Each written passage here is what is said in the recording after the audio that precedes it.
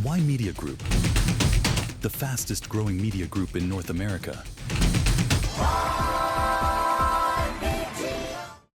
Why Media Political Sensex, PM. Mark Carney is set to call a snap federal election on Sunday, paving the way for a possible vote as early as April 28th or, alternatively, May 5th. A final decision on the election date is expected soon. Carney, who was sworn in as Prime Minister on March 14th after winning the Liberal leadership race, does not currently hold a seat in the House of Commons and has yet to confirm where he will run. Speculation suggests he could contest a riding in Alberta, downtown Toronto, or Ottawa.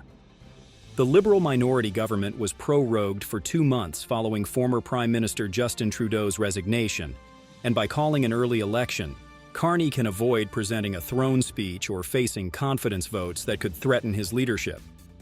According to the latest Nanos research survey, the Conservatives hold a slight 35% lead over the Liberals at 34%, a significant narrowing of the gap following Trudeau's exit and U.S. President Donald Trump's inauguration. The survey also reveals that Trump's trade policies and U.S.-Canada relations are the top election issue for 26.8% of Canadians, followed by jobs and the economy at 16.7%.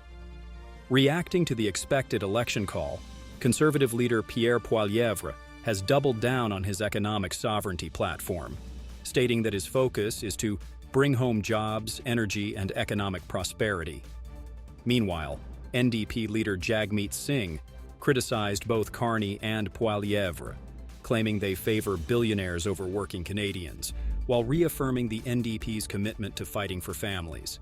This election will be the first under a new federal electoral map, which has expanded the number of seats to 343 from the previous 338. While some electoral rule changes were proposed before Parliament was prorogued, many were not passed in time. Why Media Political Sensex? With a federal election call expected in days, the latest Nanos research survey reveals a tight race, with the Conservatives at 35% and the Liberals at 34%, making the outcome unpredictable. The NDP has fallen to 16%, further cementing a two-party contest. In Ontario, the Liberals have regained strength in key battlegrounds, particularly in Toronto and Ottawa, reversing some of the Conservative gains projected earlier this year. Nepean, Ottawa South, and Ottawa West Nepean, which once leaned Conservative, are now too close to call, while Toronto ridings like Scarborough, Etobicoke, and Mississauga have shown Liberal resurgence. The only major Conservative hold in Toronto remains St. Paul's, where they secured a federal by-election win in June 2024, but surrounding ridings have shifted back toward the Liberals. Atlantic Canada has also seen a significant swing back to the Liberals, with PEI ridings that were once projected to go Conservative now returning to Liberal control. In Quebec, the Conservatives have dropped from the mid-20s to the low teens in voter support, with the Bloc Québécois and Liberals gaining ground. In Western Canada, Manitoba and Saskatchewan remain strongholds for the Conservatives, with little change in voter trends.